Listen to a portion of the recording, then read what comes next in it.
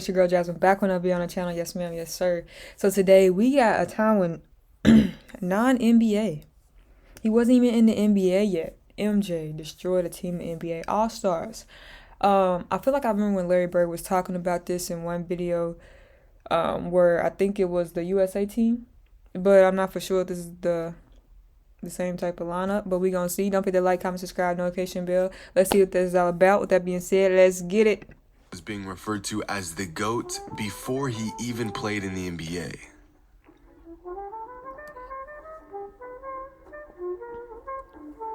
What's up, everybody? It's Jimmy. And back in the 80s, the U.S. men's Olympic basketball team was very different than what we know it as today. Back then, the Olympic basketball team was made up of only amateur players. In this case, college kids. It wasn't until 1992 when FIBA began to allow professionals to play on Olympic teams, and we were blessed with this roster. But before all that, we had an Olympic team full of college kids. In 1984, the U.S. men's basketball roster was made up of guys like Patrick Ewing, Chris Mullin, Sam Perkins, and other notable college stars. That same summer, a young Michael Jordan was getting drafted by the Bulls as the 3rd overall pick. But instead of being in New York for draft night, Jordan was busy in the gym preparing with the Olympic team. Oddly enough, 2 guys that got cut from the roster were Charles Barkley and John Stockton. Dang. This team was legit, but even the best college players— Hold on, why did Charles and John get cut?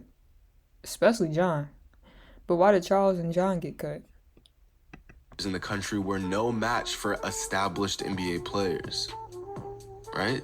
Well, in the summer of 1984, the Olympic team, led by legendary coach Bobby Knight, set out to prove how good this Olympic team really was. Over the course of that July, Team USA was scheduled to play Team NBA 8 times. These were exhibition games that were used as a bit of a practice run for Team USA to build some chemistry and face some tough competition. The NBA team was made up of some names you may or may not recognize. Magic Johnson, Larry Bird, Isaiah Thomas, Kevin McHale, Bill Walton, Danny Ainge, Robert Parrish, James Worthy, Clyde Drexler, Larry Nance, Michael Cooper, Alex English, and more. That's a nice squad. They were really good. Basically supposed to slap the college kids around a bit, push them harder than they've ever been pushed before at the college level, and get them prepared for the Olympics. It's kind of like when you see Alabama football schedule some relatively small FCS team just to beat up on them.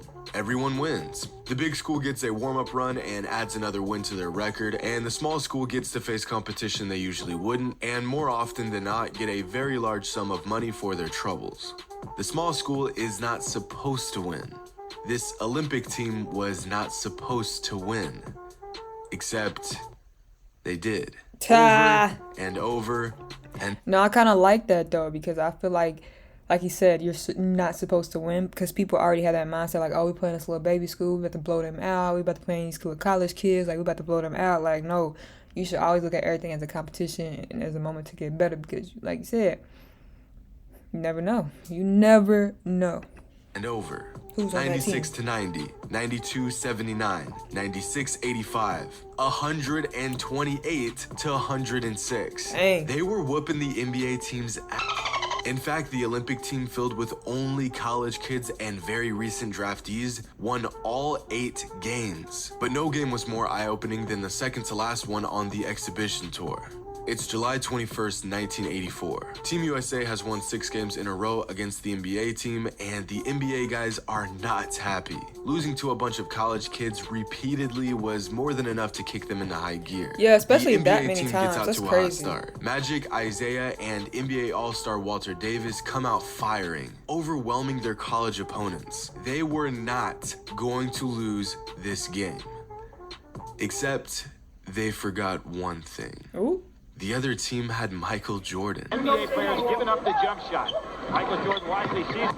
They haven't won yet in this exhibition series. Here's a break. Jordan back at Magic Johnson. Because you got to remember, stuff like this is what motivates those young players to be in that position where you at. You know what I'm saying? So, like, this young team was like, I'm trying to be on that team. I'm trying to make it to the league. I'm trying to do that. So, of course, they're motivated. They're ready. You know what I'm saying? And I think the opposite team always forgets that. And there you saw Michael Jordan's tremendous. Usually when I have live sound like that, the video don't be getting uploaded, which is whack. like it can't be uploaded. So that's the reason why I went without the sound, but hopefully the guy's talking again. Not an overstatement. After playing against Michael that summer, Magic said that he was already one of the best players in the NBA, and he hadn't even put on an NBA jersey yet. After coaching Jordan for just 3 months that summer, Bobby Knight said that Jordan was the best basketball player that he had ever seen.